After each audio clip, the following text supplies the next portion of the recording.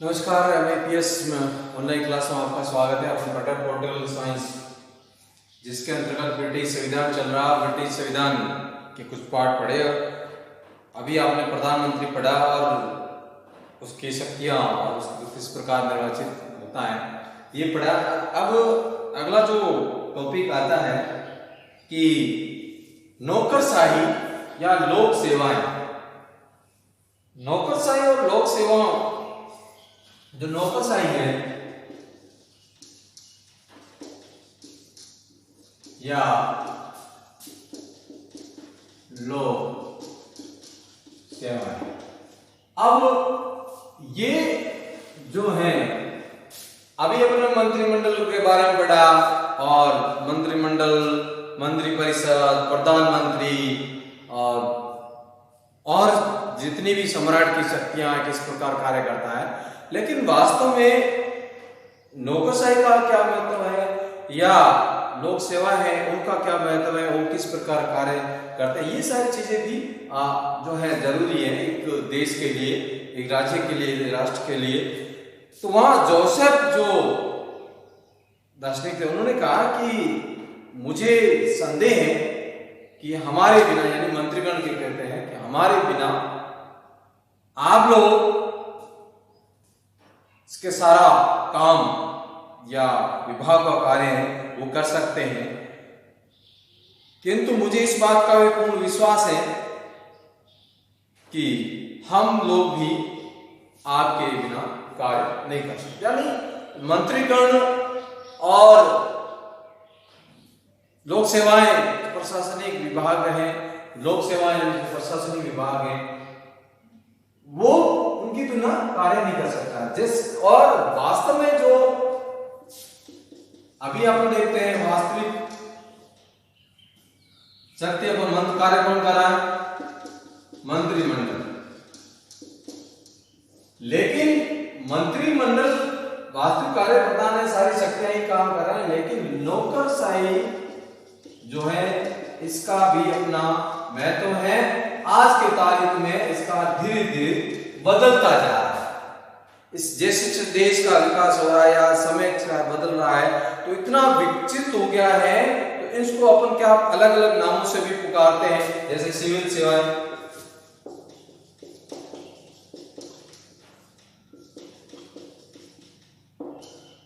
अधिकारी तंत्र,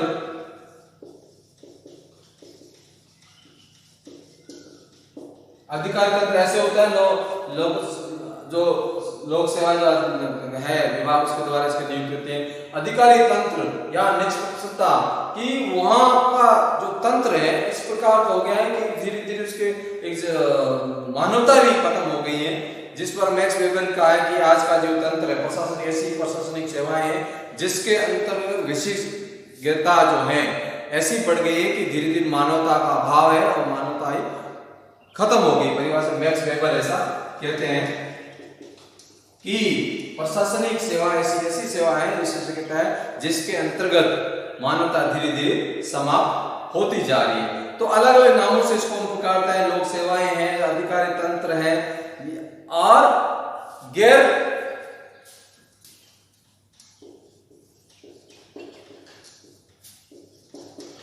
राजनीतिक और कार्यपालिका। अब मंत्रिमंडल में जो है ये तो राजनीतिक है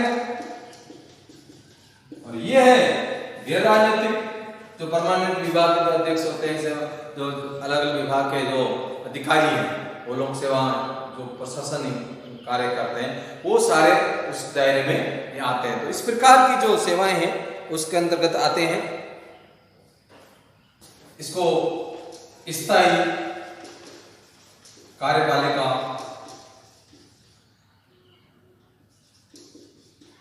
पालिका भी कहते हैं।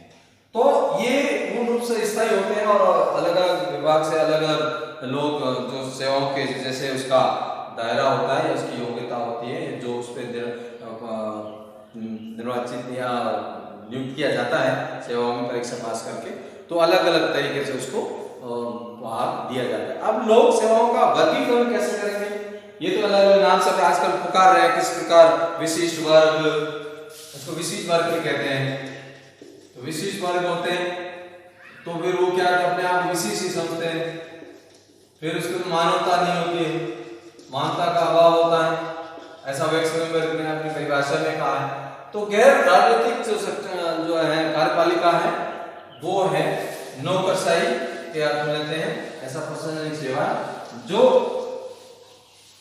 लोगों के लिए सेवाएं करते हैं। ये तो आपका नौकरशाही। अब लोक सेवाओं का वर्गीकरण किस किस नाम से जाना जाता है, तो वहां ब्रिटिश में 6 विभागों में अलग अलग बांटा गया है। लोक सेवाएं, सेवा कार्यक्रम का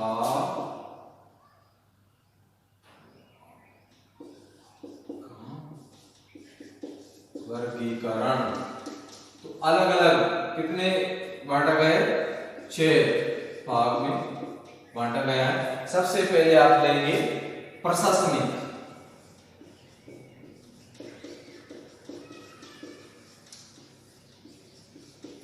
जिसे हम उच्च वर्ग कहते हैं। अधिकारी जो है, एडमिनिस्ट्रेशन जो लोग होते हैं अधिकारी अलग अलग, वो है अलग अलग वर्ग की।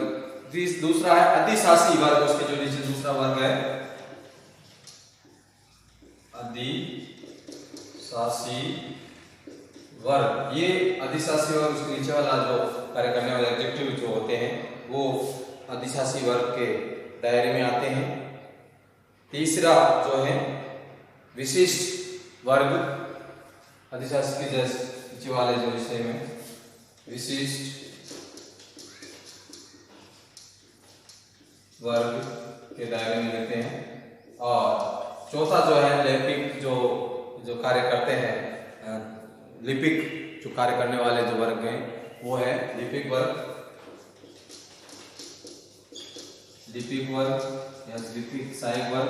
तो ये लिपिक, हाँ, ये पूरा दायरा जो लिपिक वर्ग में जो हर प्रशासनिक अधिकारी के साथ लिपिक वर्ग भी होता है, और इसके साथ लेखन कार्य करने वाले जो है वो है जस्ट नीचे वाला वर्ग। और छठा जो वर्ग अपन कहेंगे जो निम्न वर्ग है, निम्न वर्ग जो है जो उस ऑफिस में रहता है वो या संदेश वाहक जिसे अपन कहते हैं।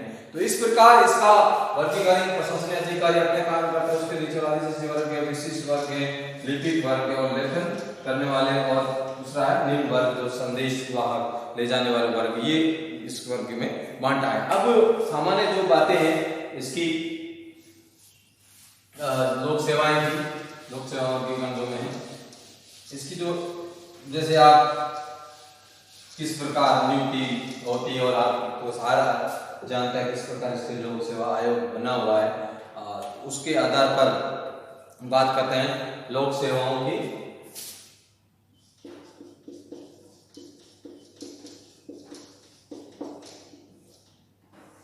कुछ मुख्य बातें नियुक्ति को लेकर। सबसे पहले किस प्रकार इनकी भर्ती होती है, भर्ती की पद्धति क्या है, सामान्य बातें या मुख्य बातें। तो सामान्य बातों में अगर मुख्य बातों या सामान्य बातें अगर बात करें तो सबसे पहले की भर्ती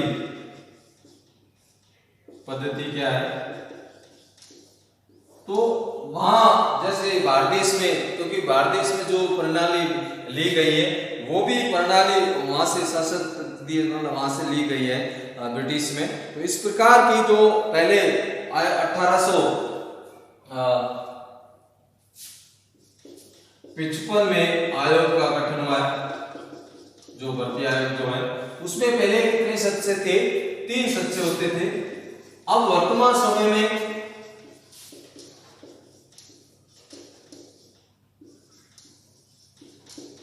6 हो गए हैं।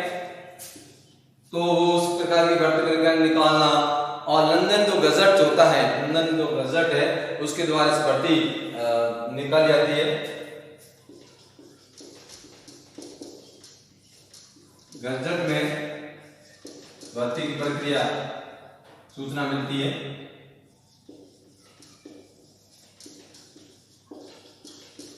उस सूचना के आधार पर जैसे यहाँ पे भर्तियां निकलती हैं तो कभी अखबार में, आजकल तो डिजिटल दुनिया है तो वहाँ आ जाता है, लेकिन जो ऑथेंटिक जो चीजें होती हैं वो अखबार या जो सरकारी मान्यता गजट होता है उसके अंदर वो निकालते हैं। तो वहाँ इस प्रकार की जो प्रक्रिया निकलती है और सरकारी पदों के लिए नियुक्ति होने के बाद फिर उनका किस प्रकार एग्जाम होगा, ये सारी चीजें प्रक्रिया में चलती है। एग्जाम होने के बाद फिर आप देखते हैं जैसे वो हो जाता है तो दूसरे में वो परीक्षण,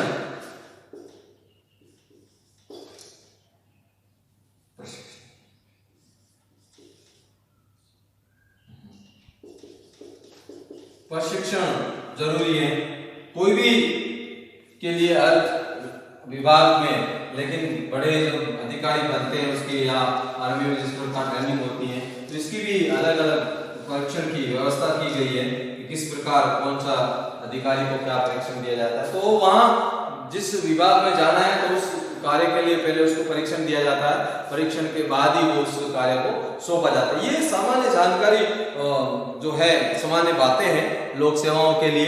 फिर धीरे धीरे जैसे वो काम सीख जाता है या जो ट्रेनिंग दायरा है, समय के साथ उसको फिर उसको विभाग आवंटित कर दिया जाता है। इसके बाद आएगा कि किस प्रकार वो कार्य करता है, तो कार्य के आधार पर ही उसकी पदोन्नति होती है, तो उसके आधार पर उसका जो है धीरे धीरे दायरा बढ़ता है। फिर धीरे धीरे उसका वेतन भी में बढ़ोतरी होती है। तो ये उसकी सामान्य बातों में आता है। अब आप लोग पढ़ रहे हैं कि किस प्रकार इसकी जो महत्व क्या है, लोक सेवा या नौकरशाही का क्या महत्व है।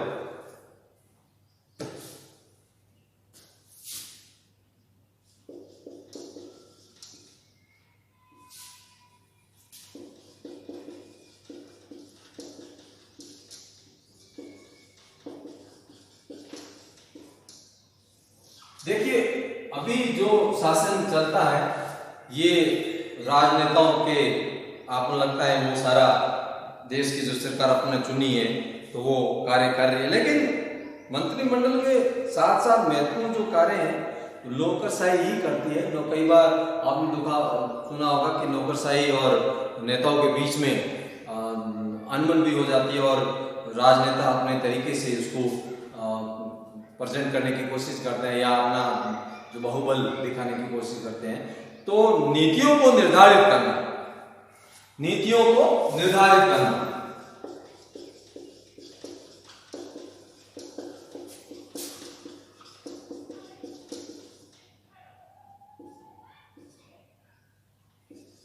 नीतियों को निर्धारित करना कि किस प्रकार नीतियां बनी हुई या बनाते हैं उसको निर्धारित करने का कार्य कौन करता है, नौकरशाही।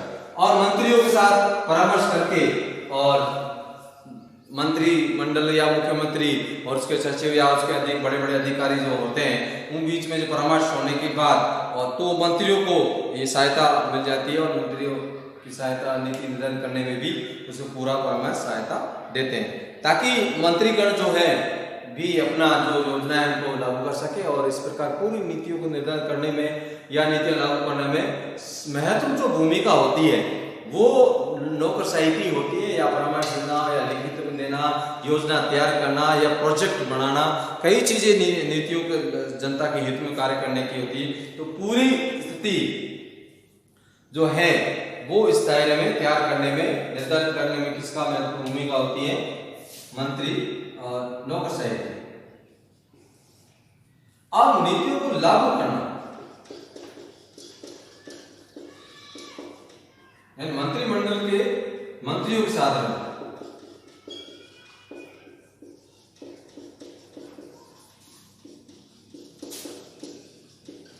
मिलकर नीतियों को लागू करना। तो जो भी नीतियां बनी है वो मंत्रियों का या परामर्श होने के बाद जो नीतियां निर्धारित हो गई है या योजना जैसे आपकी योजना बन गई है, प्रोजेक्ट बन गया, अब उस प्रोजेक्ट को लागू करना या विभाग किस विभाग में के संबंध है या नीति निर्धारित की गई तो उस संबंध के अधिकारी भी उस जो है मंत्रियों के साथ बातचीत करते हैं और उसके आधार पर उसको निर्धारित करने के बाद उसको लागू करते हैं। तो विभागों के जो अधिकारी है उनकी भी मंत्रणा आवश्यक है और इस प्रकार वो उस मंत्री को लागू करते हैं।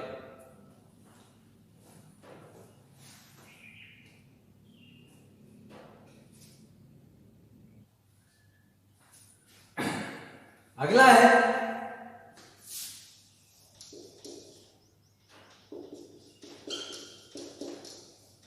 मंत्रियों को परामर्श देना।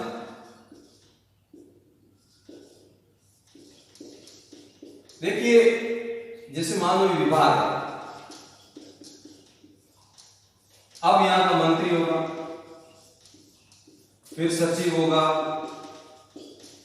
उप सचिव होगा और इससे नीचे अधिकारी होंगे। अब अगर इस विभाग में कार्य करना है या कुछ मंजूरी देनी है, कई बार आप देखते हैं अलग अलग हर विभाग का अपना अपना काम है और हर विभाग का अलग मंत्री लिपिक पूरा एक तंत्र है। तो इस तंत्र को संचार रूप से चलाने के लिए, सही रूप से चलाने के लिए मंत्रियों को साथ साथ, अब इस विभाग में जो सचिव है या सचिव जो अधिकारी है तो जानकारी सबसे विशेषज्ञ कौन है, इस विभाग के विशेषज्ञ कौन है, सचिव या जो भी अधिकारी है वो है। मंत्री तो केवल आप मंत्री आज है, कल नहीं, कल दूसरा, परसों तीसरा, ये बढ़ता क्या नाम, हर सरकार बदलती है तो उसके साथ मंत्री भी बदलते हैं। तो जानकारी किसको होती है, सचिव। वो प्रोजेक्ट तैयार करता है या जो फाइल आती है उस फाइल को कैसे आपको मैनेज करना है, किस प्रकार कार्य साइन तो ये कर रहे हैं, किस प्रकार उसका मंजूरी देंगे या किस प्रकार उसको लागू करेंगे, सारी मंत्रणाएं या परामर्श देने का जो कार्य है, ये जो कार्य है ये आपके जो है विभाग के अध्यक्ष जो विभाग सचिव होते हैं वो देते हैं, जिससे कि वो संचार रूप से सरकार चल पाए और प्रशासनिक कार्यों में पहुंच जाते हैं। तो उनको परामर्श देने का कार्य अधिकारियों का रहता है। विधि,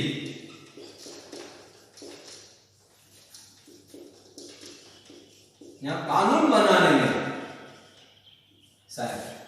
देखिए विधि निर्माण या कानून संबंधी जो कार्य है, विधि निर्माण संबंधी कार्य है, उसमें जब प्रारूप तैयार किया जाता है या लोग ब्रिटेन में जो सदन में जो लोक सदन में जो रहता है उसको या उसे पेश किया जाता है, परामर्श होता है, विधेयक कोई पास करो तो उसको महत्वपूर्ण विधेयक है, उस विधेयक पर चर्चा या उसको किस प्रकार लागू करना है, क्या सही है, किस प्रारूप तैयार किया जाता है, उस विधि निर्माण में यानी पूरा महत्वपूर्ण जो कार्य होता है वो अधिकारियों का होता है, नौकरशाही का होता है या लोक सेवाएं जो होते हैं, लोक अधिकारी हैं, उन्हीं के आधार पर वो कार्य चलता है।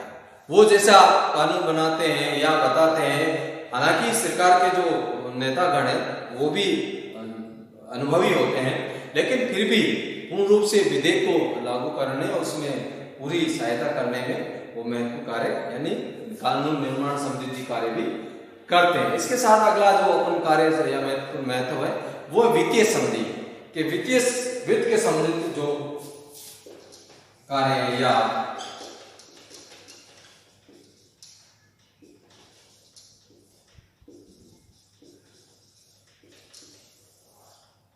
बजट किस प्रकार होगा, और देखिए कि इसके लिए इतना बजट दिया, इसके लिए इतना बजट लिया, इस योजना के तहत इतना बजट पास, तो बजट उस योजना के लिए योजना तैयार कौन करता है, उसका पूर्ण रूप से निर्धारण कौन करता है, ये अधिकारी करते हैं। उनको परामर्श नेताओं को कौन देता है, नेताओं को क्या पता कितना बजट खर्च होगा, प्रोजेक्ट कौन तैयार करते हैं, वो अधिकारी करते हैं।